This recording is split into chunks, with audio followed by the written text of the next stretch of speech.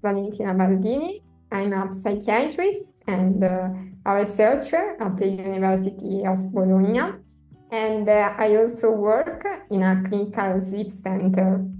One of my main interests in research is the relationship between sleep disturbances and psychiatric disorder, and more specifically, the role of sleep alteration in the development of suicidal behavior.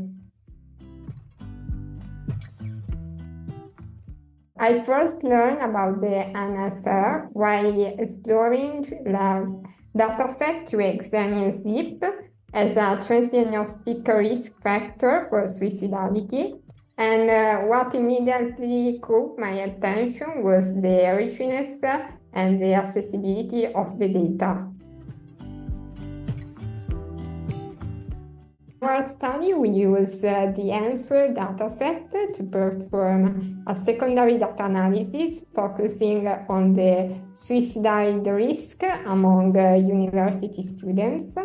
Rather than analyzing individual risk factors separately, we use a latent profile analysis to identify naturally occurring subset group based on sleep, depressive symptom, impulsivity, and suicidal ideation. This allows us to move beyond traditional linear models and more effectively address the heterogeneity of suicidal risk from a clinical perspective. I believe the main implication is that suicidal risk isn't caused by a single factor, but is a partner. Clinically, relying on a single indicator, such as depressive symptom or suicidal ideation alone, can lead us to overlook important at-risk individuals. For example, in our study, we identify profile with high impulsivity or interpersonal distress, but low suicidal ideation, which are often missed in standard screening. For a research perspective, our findings support a shift toward multidimensional and person-centered approach. So instead of asking which factor predicts suicide risk, we should ask maybe which combination of factors create different risk pathways.